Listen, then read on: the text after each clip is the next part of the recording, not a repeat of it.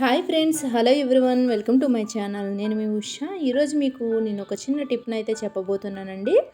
Kitchen విషయంలోకి వచ్చేసరికి carriages టైంలో మనకి చాలా యూజ్ అయ్యే ఒక చిన్న టిప్ ఇది. కానీ ఏంటి పప్పుని కుక్కర్ని చూపిస్తున్నాను అనుకుంటున్నారా? మీకు కనుక ఒక తొందరగా క్యారేజెస్ టైంలో అయిపోవాలి అనుకుంటే ఈ టిప్ని అయితే ఖచ్చితంగా చూడండి. అయితే ఇక్కడ నేను చూపిస్తున్నది మనం పప్పు కానీ గోంగూర కానీ పప్పు కానీ మామిడికాయ కానీ చేసుకునేటప్పుడు రెండు విడివిడిగా మనం ఉడికిస్తాం కదా.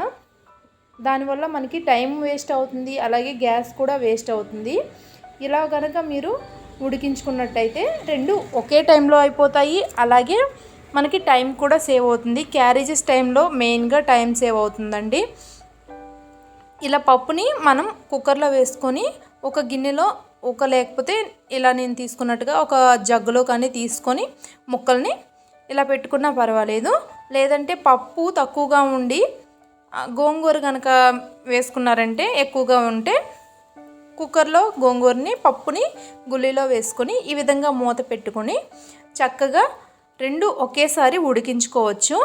ఇలా ఉడికించుకోవడం వల్ల మీకు చాలా టైం అయితే సేవ్ అవుతుంది. అలాగే పప్పు గోంగూర కానీ పప్పు మామిడికాయ కానీ చాలా మెత్తగా ఉడుకుతాయండి. మనకి పిల్లలకి పెట్టేటప్పుడు ఏంటంటే కొంచెం కాడలా కనుక తగిలాయంటే వాళ్ళు తీసేసి పక్కన పడేస్తారు. అదే మనం మెత్తగా కనుక చేసామంటే వాళ్ళు తీసి పక్కన పడేసే అవకాశమే ఉండదు. టేస్ట్ కూడా చాలా బాగుంటుంది మెత్తగా ఉడికించుకోవడం వలన.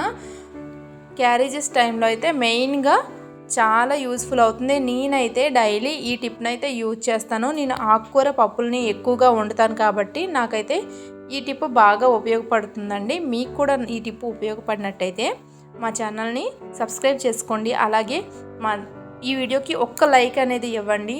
మీరు ఇచ్చే ఈ లైక్ ద్వారా నా ఛానల్ గ్రోత్ అనేది పెరుగుతుంది, ఈ వీడియో గ్రోత్ అనేది పెరుగుతుంది.